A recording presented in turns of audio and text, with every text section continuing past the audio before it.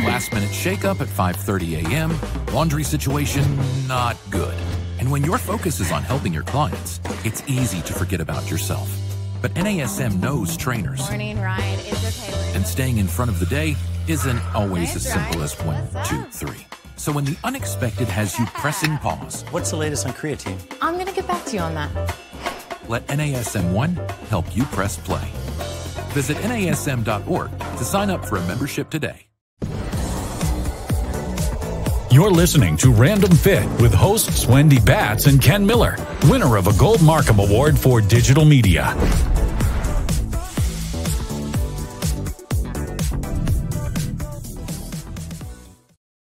Hello, everyone. Welcome to this week's episode of Random Fit. I am Wendy Batts here with Ken Miller. Kenneth, how are you? I am fineth, Wendy. How are you? I'm doing really well. Thank you.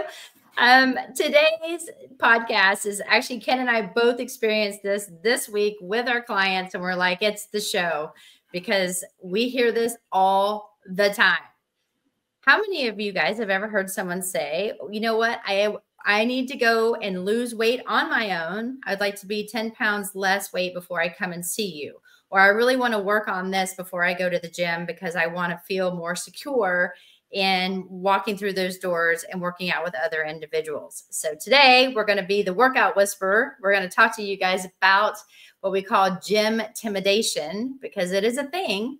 And we want to tell you that you should not do that. Don't wait or it won't happen. Yeah. And you know, it's one of those things where, again, we both said, okay, well, yeah, we have to talk about this on an episode, and it's this episode. But I just remember talking to my other friend some years ago. Her name was Wendy too, by the way. And you know, one of the things she told me, you know, she had a little fitness journey that she went along, but when she was in the best shape, right, both mentally and physically, as far as where she was and how she felt about herself, she told me, you know, it's like, you know, that one of the things about going to the gym, when I was first going to the gym, was that I would drive up, and she goes, the second she pulled up into the parking lot, she could feel her heart beating. She can feel it was racing. She was starting to get nervous, and she started to get butterflies in her stomach. And that was just when she was pulling up into the parking lot. So when you talk about gym intimidation, she was definitely that. If anything, when she was describing it to me, that's like the epitome of being intimidated by a certain environment. And being in the gym, that was one of those things that just caused her so much angst. And, you know, not let alone she had these body composition goals, and she wanted to be healthy, and she wanted to do all those things. But yeah, she was one of those, like, I want to get in better shape first before I walk in through the doors. But she knew that, you know, she got past that because she was going to the gym, but she was just like, physically, she felt the anxiousness when it came to, and she didn't want to go, but she forced herself to go, but because she was just so intimidated by being in the gym amongst younger, healthier, you know, quote unquote, healthier, fitter people. But she knew that she had to go in there to get it done. But she had to, you know, overcome a few things first, but she did. And she wound up being a great friend and somebody who influenced other people when it came to changing their lives for the better. Well, there's a bunch of research articles that are out there, because that's what we do. We kind of look at things and find out, is this something that we made up and we just have randomly heard? Obviously not the case, considering we are basically across the nation from one another, hearing the same stories, especially this time of year. But there are studies that are showing 50% of gym goers that are brand new. They feel very self-conscious. They don't want to really necessarily, or can't afford a trainer, which totally understandable, but they're not sure what to do in the gym anyway. I've had people say, well, I'm not sure what to wear. I don't feel comfortable in these tight pants that people show up in and tank tops. I like to wear my baggy shirts, and I like to, you know, and they feel like they have to look a certain way in order just to even walk through the door. And that should not be what the gym is all about. And if you are feeling self-conscious because that's what you're seeing at your particular gym, there are a ton of different gyms out there that may be a better fit for you. Like if you're a female, they have women only gyms sometimes, you know, or they'll do classes that are very women focused based. They also have men, you know, classes where they're going to be doing specific exercises that men love to do that women might not. And so there are a lot of different things out in your community. And it's one of those things where I tell people, I don't care what you look like. I don't care. You're there with me. So let me make you look good. And I think that's a lot of the things of showing that if you have a buddy, it doesn't have to be a trainer, but if you can go in with somebody that has either been going to the gym, they know how to work out, and you're brand new, that might be a way to kind of get you through the door, to start meeting people, to feel more comfortable. And then once you feel more comfortable with the machines, you can start going through and utilizing those, understanding how to do different type of patterning, and then go into some dumbbells. But if not, trainers are there to help you. And so you are always welcome to ask a trainer, listen, how does this piece of equipment work? Or what is this about? Because I think people are just scared to ask because they don't want to feel, they just don't want to, they just don't want to feel like they don't know what they're doing.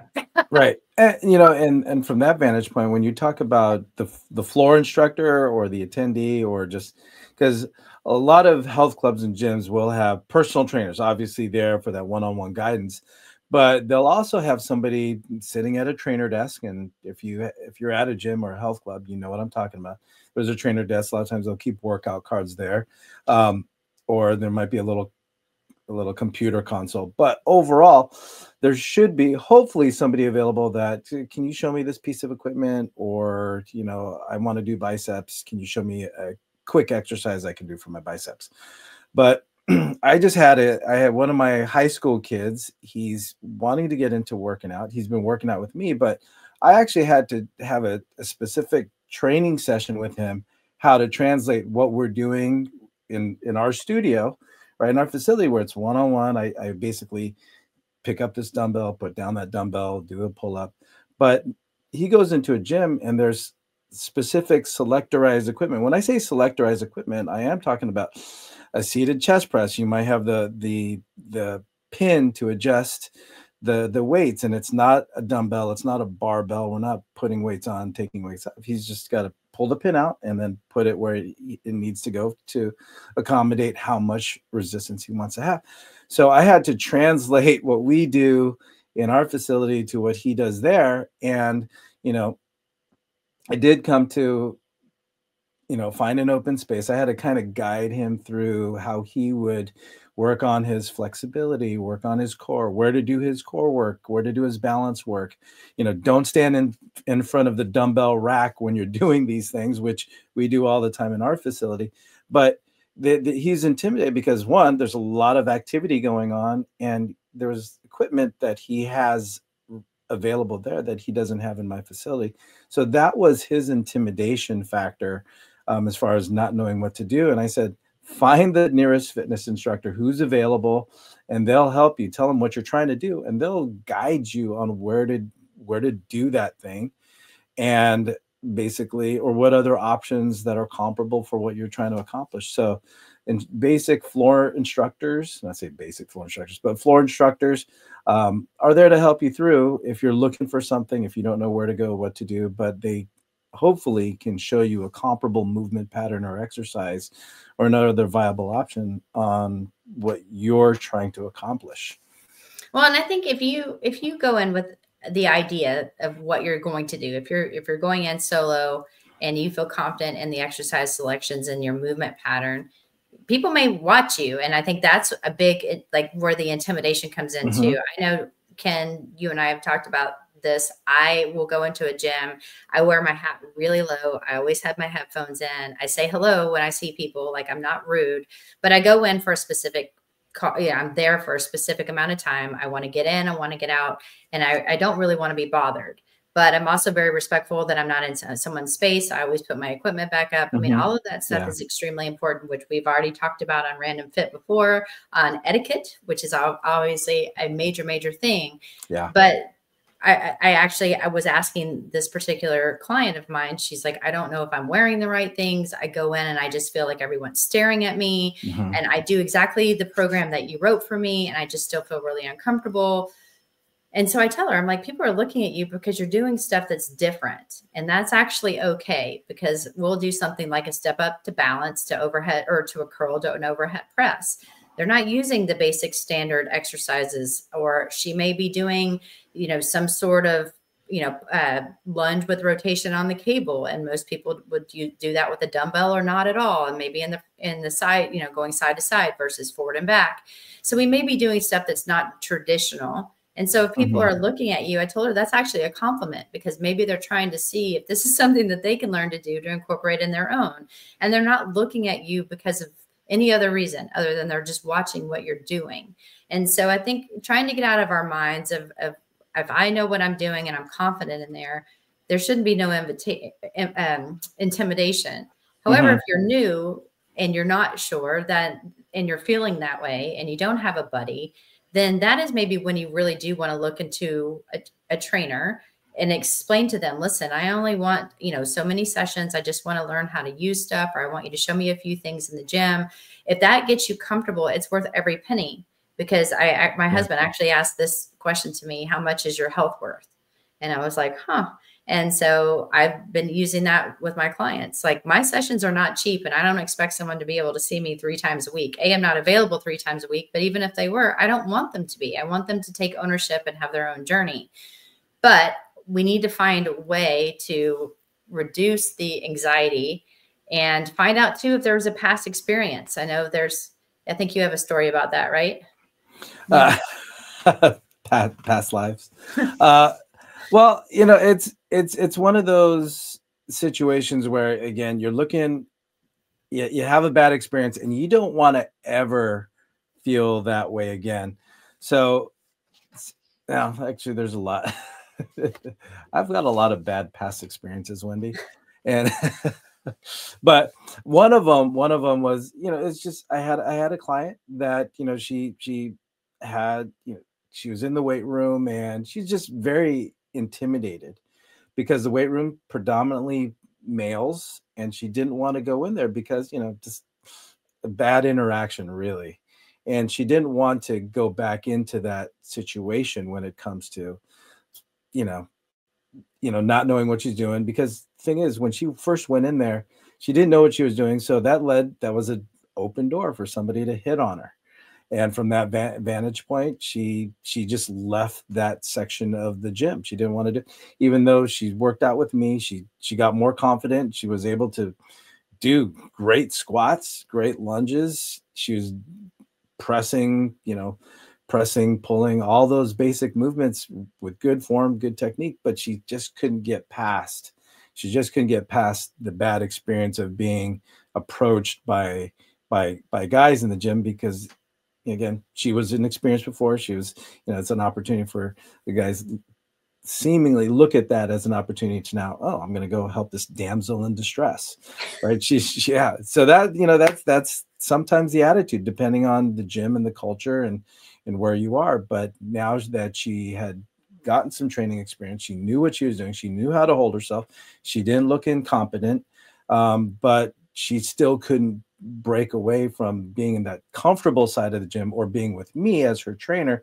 But now is about kind of saying, no, you belong here just as much as everybody else, right? You know how to do things. You know how to pick things up. You know how to be safe. You have great form. You have great technique. You're actually picking up heavier dumbbells than you did before. So, it's not an open invitation to help me out, give me the answer. It's now you just got to go there. You've got respectable form and technique, and just go there. So that was the one thing that we had to overcome, just from that anxious type of situation, as far as being able to break that chain, if you will, and now use that learned technique and form and your gains and own it just like everybody else does. Well, and I think too, we when we talk about gym intimidation, or we hear people that say, oh, I just don't feel comfortable at the gym. There are a variety of reasons. I mean, Ken, you and I were talking about how people feel on the appearance and they don't know what to wear, and they don't feel confident in what they're doing. They feel like people are looking out for or always watching them. I think it's also important to talk about when people feel like it's not really an intimidation, but when we're talking about the workout whisperer, they're like, I go to the gym, I do this, like I work out 2 or 3 times a week. I do these exercises. I feel like I'm getting a good workout, but nothing has changed. Like I'm just stale. I'm stuck. I've hit this plateau. This is just a waste of my time. And quite frankly, if you're doing the same thing, you're not seeing any changes. Yes, something is better than nothing. So I'm all about somebody going to the gym, but you need to look at your programming. And if your body adapts, just in case you forgot this or haven't listened to any podcast, which you should go back and listen to, but your body starts to adapt to the demand you place on it every 4 to 6 weeks. If you're constantly doing the exact same thing or the same exercises, and you're doing that multiple times a week, let alone every single time you go into the gym for however many months, your body will start to plateau. You won't see those changes that you saw in the very beginning, maybe. And so that's when you also want to get creative in some of the stuff that you're doing. If you're always doing squats, maybe start going into some single leg squats or do some lunges. If you're always using dumbbells, start to throw some machines in there if you want, or even cables, or even some barbells if you feel safe and strong enough to utilize those and you know what you're doing with those. But I think the problem is people get burnt out and they just feel like the gym is, I mean, it's now becoming more of a social place because maybe they've been going. But if you're not seeing results, then you need to take a few steps back and ask yourself, is this the same thing that you're doing? If you're a trainer and you're doing the same thing with your client, you're not helping them. You're actually just taking money when you could have said, I'm going to show you this once and put it on an app and here you go. But I think too, you know, that's going to be a big part of it. And you also need to look at your nutrition. So why aren't you hitting these goals? And you have to be real with yourself. I think that's the big thing.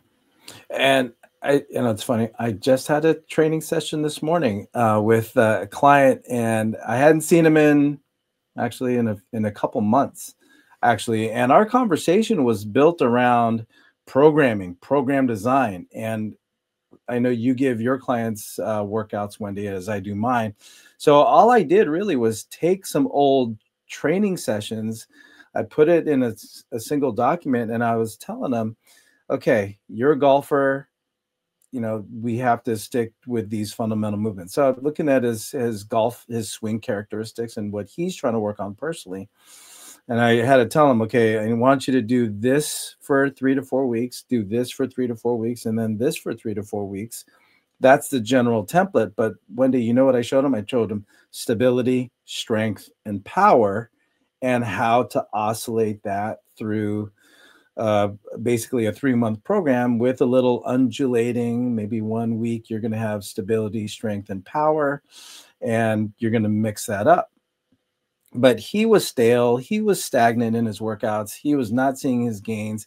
He was actually starting to get some overuse issues with golfer's elbow, ironically enough. And that was his form of plateau. He was just doing the same thing over and over and over again, to where that was starting to bother him doing his chin-ups and pull-ups. So pulling motions were starting to suffer, but it's because he was doing the same thing over and over and over again, ignoring mobility, ignoring recovery, which we'll talk about in a little bit. But overall, he was doing the same strength-based exercises. But it's like you got to add some power in there. You got to add some stability in there, and hopefully that'll address whatever issues, the strain that's going on with your elbows. But your club head speed isn't getting any better.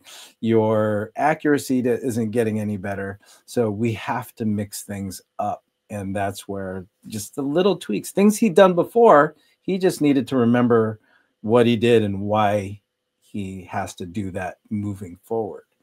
So 100%. And today on Random Fit with myself, Wendy Batts, and Ken Miller, we're talking about being the workout whisperer, talking about why people don't want to go to the gym or why people start to get really stagnant, meaning that they're plateauing. But before we even dive deeper, I want to say that this episode of Random Fit is brought to you by NASM One, the membership for trainers and coaches. Members enjoyed unlimited access to hundreds of career resources. So get the Edge app to schedule and program clients, enjoy half off all certifications and specializations, access to free CEUs, and more. All of this for just $35 a month. Go to nasm.org/membership to learn more about NASM One. Well, Ken, have you ever had anyone talk to you about or ask this question? I did this to someone on the floor, which was terrible, but I was finished my day. I saw the same person in there and I was like, you know what are your goals? Like, why are you in here?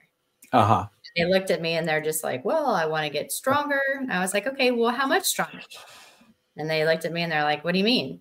And I was like, well, why are you? I mean, like, I see you in here. You're always working out. You know, now this is the guy that always wears the same outfit to the gym, always has the same headband, always drinks out of the same water bottle and does the same things every single time he comes in. And you know what, when you ask somebody what their goals are, they're going to be very general, but I think it's very important to set what we call SMART goals. And if you really want to, you know, see those gains in the gym and you really want to not hit a plateau and you really want to feel good about yourself, and you've got to work towards whatever that goal is. And so when we talk about SMART goals, again, we're talking about specific is the S, measurable, M, achievable is the A, relevant. Of course, you know, you have to do that. And then time bound.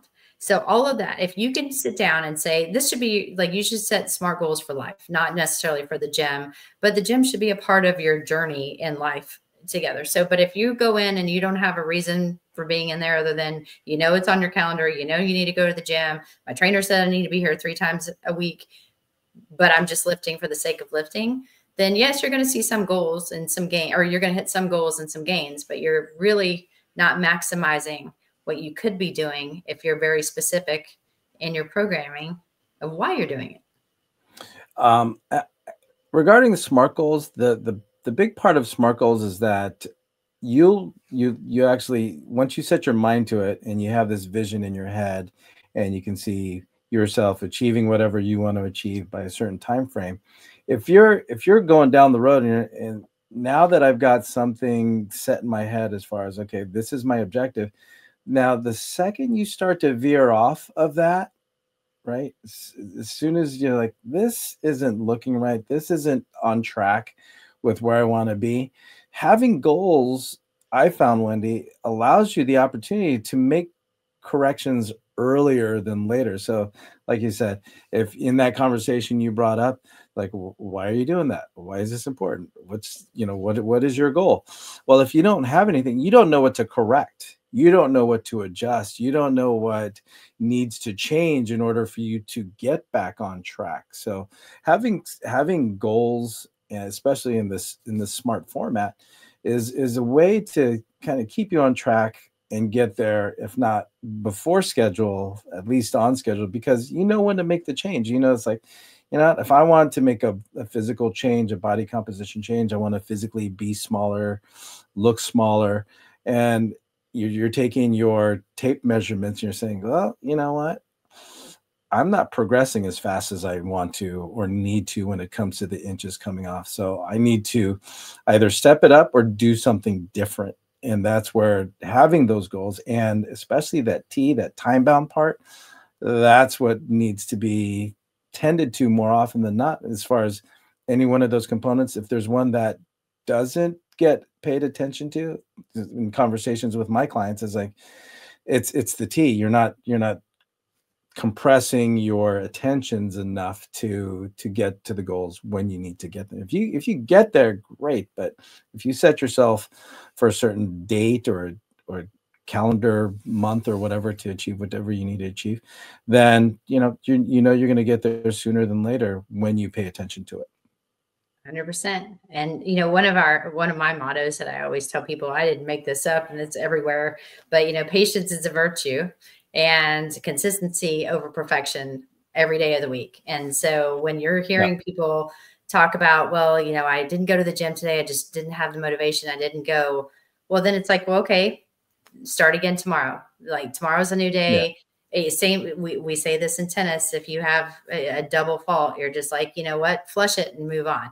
Every point counts. Every day counts. Every day is a new start to something new. And so if you're late to something and you've got this anxiety, well, fix it for the next time. Like, you're in control of your life. And so when you're in the gym, you know, I think a lot of times people think that they have to be perfect. Every movement pattern has to be perfect. Every exercise they choose has to be perfect. And And you don't, because that's not the case. I mean, we want you to have ideal movement patterns because we want you to be safe. We want you to know the prime mover that you're working, because if you're just working a muscle and you're not even sure why you're working it, that's kind of a problem too.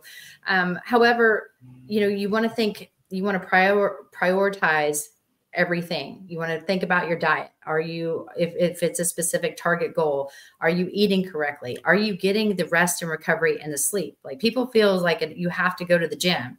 Are you mixing it up, doing strength training and doing cardio? Are you doing a variety of things? I think mixing things up, mixing your day up, it doesn't have to be the same monotony, because the same thing, if you feel like it's Groundhog Day every single day, there's no joy to that. So there's more than just having the plateau at the gym. There's the plateau in life. And if one day doesn't go your way, doesn't mean you should scratch it and just call it a day and say, what, I messed up. I'm just done. And then they give up. And I know people that have done that. They've missed one day at the gym. And they're like, I screwed it all up, and they just stopped going. That's me every other day, Wendy. Oh, I know. We've done that challenge and somebody finished and somebody didn't. Just saying. You know how many day ones I had with that? I would call Ken. Hey, I'm on day, it was 75 days. I was on like day 55. He's like, I'm back at 1. I'm back at 1. You were on 1 yesterday. I'm back at 1. But I will say this. There are those times where, let's say I didn't get the 45 minutes of indoor. I got 20 minutes, right? So if I'll say this, Wendy, maybe I didn't fit the criteria, but on a lot of those days, I got something, right? So instead of 45, I might have gotten 20. Or let's say instead of a jog, I might have gotten 3 laps or 3 block walk with my dog. And that's the point that I make to my clients. It's like, for one, show yourself some grace, forgive yourself if there is something to forgive. But if you do something, it's better than nothing, right? So instead of getting a 45-minute run, if you got a 20-minute walk with your kid or your dog, or you went to the park and back, or you did 20 push-ups and that's all you got, hey, that's 20 more push-ups than you did when you got up this morning. So when we talk about consistency, it's a consistency in doing something and then just getting some blood flow, and just look at the positives in anything that you do that's towards your goal, whether it's small incremental gains or you actually did what you planned to do for that day or that week. But even just a little bit that inches you towards that goal, that's what we're talking about with consistency. Not that you consistently did X amount of hours a day or a week in your workout, or how many calories that you ate. But if you did something that's positive towards the goal, that's what we're talking about with consistency. That's what I would hear almost on the daily from Ken Miller, just so you know. But I'm a rule follower, in case you guys could not tell. You wanted it more than I did. Yeah, I wanted to make sure that I finished it, because I did not want to start over at day 1 and be 100 and something days in, and it should have been done in 75. But one of the other ones that I think is really important, and I'm going to kind of combine 2 of them because I think they go in hand, is you have to listen to your body, because you don't want to overtrain. And I think that's where mobility and recovery play a huge role in that. I think, Ken, you and I have talked about, low down on low intensity workouts, and those low impact workouts are really important to your body. Meaning those are the days that you stretch, and the days that you foam roll, and the days that you maybe just go for a walk and clear your head and clear your mind. But if you hit the ground running 100% all the time, you will burn out, and you will end up having some injuries because you're tired. Your body's not recovering. You're not adequately getting enough sleep. And so all of that will end up causing this rippling effect where you just wake up, you start to get sick, and you start to, your immune system starts to go downhill. And I'm speaking from experience, y'all. Like, it's, you have to slow down, and you have to take a step back and realize that it doesn't have to be something 100% all in every day. But if you can avoid overtraining, you're avoiding the repetitive movements, you're giving your body a chance to recover. Then when you go back to the gym to execute the 100% of whatever it is that you're going to give that day, whether you're doing a stability workout and it's higher repetitions, slower movement, but you're putting your all into it, you're going to move and feel a lot better than if you did something, you're tired, and then you went in there because you're just doing it to do it.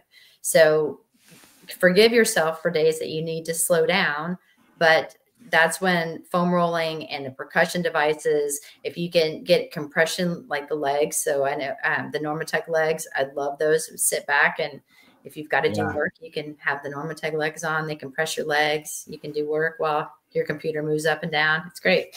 But you can find the time, but I think we just don't do it enough. You, me, all of us. I mean, mobility recovery, it is one of those things that, again, in the last Wendy, 6-7 years ago, were we talking about active recovery? Were we talking about recovery? We talk about it in a different format, but now as it is, it's got its own, the recovery side of fitness has its own term. And like you said, Wendy, I have all the toys, all of them. And you do. I do. And from that vantage point, it's just using the right tools at the right time. So if I let's say the other day I did a 3.5 mile run, a lot farther than I planned to run. I just misjudged what the map was telling me. But the out and back didn't work, and my little detour didn't do me any favors either. But when I do a long run, for me, that's a long run. When I do a run like that, I have to do mobility work. I have to foam roll my hips, my calves, because if I don't, I am hating myself 2 days later, because now my hip's tight, and then I'm starting to have symptoms of sciatica, piriformis syndrome. It's kind of shooting down my leg a little bit. I'm starting to now experience the things myself, what my clients are telling me. So it's like, oh, that's what it feels like. And I know, that if I'm not actively pursuing, actively engaging in recovery and mobility work, especially something as impactful as getting my 200 plus pounds around my neighborhood, then my hips and my knees and my ankles start to feel it. So unless I want to feel aches and pains, I have to do recovery. It's a necessity, because I know what it feels like to not have aches and pains, and I want to get back to that. But this is a big part of it. So for those of you that are doing all the impact, you are doing the running, you're jumping, you're participating in recreational sports, then try it out. Be consistent with that. It's maybe pre-workout, post-workout, every other day that you're not on the practice field or competing, and see what that does for you. And then I'll guarantee you, if you haven't been and you actually do things like percussion, vibration, foam rolling, stretching, compression, leg compression through Normatec, as you brought up, Wendy, your body has no choice but to actually feel better. I think so. But, I think the last one, and to me, this is the most important. So we're talking about gym intimidation, right? We've gone through all the different scenarios, but I think the biggest one, and I hear this a lot from my clients, because they'll say, well, look at her, I want to look like that. Or how come she's doing things that are low impact? You've got me doing this power, and she looks that way and I look this way. There's always people where you're going to compare yourself to someone else. And females are really bad with this. I mean, I'm bad at it too. I'm like, wait, I'm an overachiever, and I still don't look like that no matter what. Now, genetics plays a key role in that. My nutrition may play a big part of that, because I love desserts. I love sweets. That is like my thing. If I am having a bad day, will I have a cocktail? Maybe. So, I mean, I am living my life too. So people are like, oh, you're a trainer. You must be, you must eat right and do that. I hear that all the time. I am normal. I'm a human that indulges in life and enjoys my life. And so the thing is I can't compare myself to others, because I am my own person. I can only be the best that I can be. And that's what I try to instill in my clients. Like, listen, let's hit your goals. What are your SMART goals? What are we looking for? What are we trying to achieve? And it's okay to say, yes, this person looks amazing, and I would love to be able to look like that. Well, then what are we going to have to do to get to that point? So I think it's important that when we go into the gym, that you're not looking around at other people. Just focus on yourself. I've said this, have intention, have the knowledge of what you're doing, the muscles that you're trying to work, and focus on yourself and not all the other stuff that's around there, not what's on the television, not what you're seeing in some of the classes, not what other people are doing on the floor or the mats or on, maybe craziness that you're seeing people with their phones taking selfies or whatever. Just focus on you, and you are going to have a way better experience because no one else is focused on you, even though you think you're being watched. It's really, they may want to look like you. You may be their goal. So keep that in mind too. Yeah.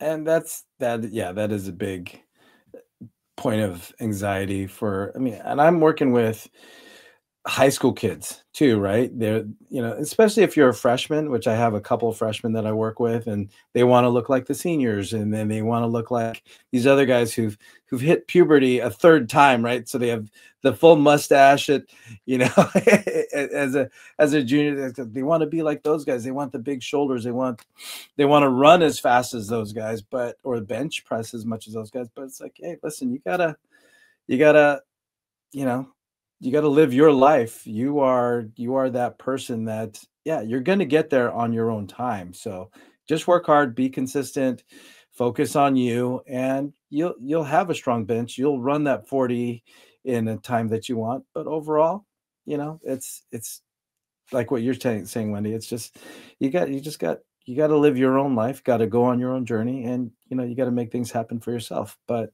you're not going to be in that body. You're not going to be that person. You just got to be the best you can be. Oh, I had a client that's probably 100 pounds, sweetest little boy ever. And I have another client that is he's an ex-professional athlete, but he still comes into the gym and his quads are the size of my body. Like, he is a beast to work on and a beast to train. And he's like, I want to look like that. I'm like, okay. Life goals. What am I supposed to say to that? So I'm like, all right, well, we're going to have to look at your nutrition. We're going to, so I have to keep him on the positive route. This kid will probably never be as big as this individual because the genetics are just not there. However, we can work towards it. That's what we're going to do. And, it's good to have someone that you would like to look up to as a role model. And this is a perfect client to do that. But I got a lot of work to do if that's the case. Yeah. I'll keep you posted in a year. Yeah. Let's do an update.